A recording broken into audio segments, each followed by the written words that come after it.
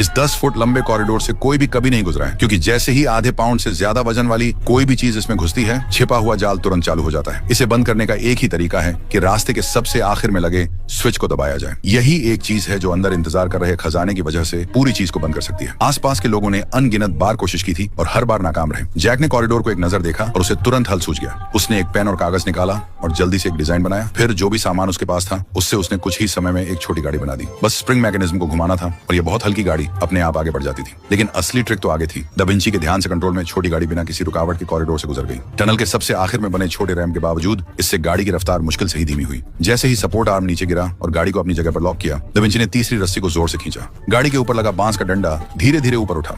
बस ऐसे ही पहला गेट खुल गया। टीम जोश में आगे बढ़ी, लेकिन दूसरे चैलेंज में उन्होंने जो देखा उससे वे एकदम रुक गए। उनके सामने का नजारा डरावना था। उनके और अगले कमरे के बीच बस एक पतला पत्थर का पुल था, जिसके नीचे एक गहरी चट्टान थी। आगे का पत्थर का दरवाजा की होल्स के घने जाल से ढका हुआ था। एक भी गलत की होल और उनके पैरों के नीचे पुल का एक हिस्सा पीछे हट जाता। दा विंची ने साफ तौर पर गलत की होल चुना था। वो पास से देखने के लिए झुके और देखा कि हर की होल पर एक अलग तारामंडल बना हुआ था। उन्हें याद आया कि मूल निवासी हमेशा सूरज की पूजा करते थे, लेकिन रुकने के बजाय पुल तेजी से पीछे हटता गया। उस मुश्किल पल में दा विंची ने अचानक देखा कि हर लाइन में की होल्स की संख्या एक प्राइम नंबर थी, लेकिन कुल 100 नहीं थे। असली कुल 101 होना चाहिए था, जिसका मतलब था कि उस दरवाजे पर कहीं एक छिपा हुआ दिखाई न देने वाला की होल था। लेकिन कहां? यह एहसास दा विंची पर बिजली की तरह गिरा। उन्होंने तुरंत अपने पार्टनर से अपने पैर पकड़ने और उन्हें कसकर पकड़ने को कहा।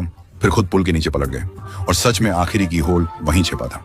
दा विंची ने चाबी अंदर घुसाई और अपनी पूरी ताकत से उसे घुमाया। आखिरकार पुल रुक गया। टीम मुख्य दफनाने वाले कमरे तक पहुंच गई। वहां गुफा के बीच में एक सोने का ताबूत रखा था। ये साफ तौर पर वो खजाना था जिसे वहां के लोग ढूंढ रहे थे।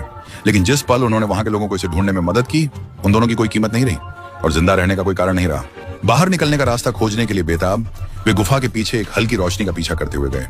लेकिन उस रास्ते के पार सिर्फ एक खड़ी चट्टान थी। बचने का कोई रास्ता नहीं था। ये जानते हुए कि वापस जाने का मतलब पक्की मौत है, दा विंची ने तुरंत एक हिम्मत वाला फैसला लिया। उन्होंने पहले से बनाए हुए ब्लूप्रिंट निकाले और अपने पार्टनर से पास में जो कुछ भी था उससे बनाने को कहा। इस बीच वह समय बचाने के लिए ताबूत की ओर बढ़े। उन्होंने जमीन पर कुछ मैग्नेट वाले गोले देखे और तुरंत समझ गए कि ताबूत खोलने की चाबी यही है। उन्होंने ध्यान से एक गोले को एक खांचे में रखा और जैसे ही मैकेनिज्म खुला, वे दोनों बस जम गए। उस सुनहरे ताबूत के अंदर उन्हें जितनी भी चीजें मिलने की उम्मीद थी, उनमें से कोई भी इसके आसपास भी नहीं थी। एक बोलने वाली मैकेनिकल कांसे की मूर्ति। जैसे ही दा विंची ने उसे उठाया, देसी योद्धा अंदर आ गए। ठीक उसी जरूरी पल में उन्होंने कांसे की मूर्ति छीन ली और गुफा के मुंह की ओर दौड़े। खुशकिस्मती से उनके पार्टनर ने पहले ही एस्केप डिवाइस खत्म कर लिया था। दा विंची बिना किसी हिचकिचाहट के चट्टान से कूद गए और देसी योद्धाओं के घेरे से आजाद होने में कामयाब रहे। उन्हें लगा कि पूरी मुश्किल आखिरकार खत्म हो गई। उसे क्या पता था कि असली खतरा तो अभी शुरू ही हुआ था।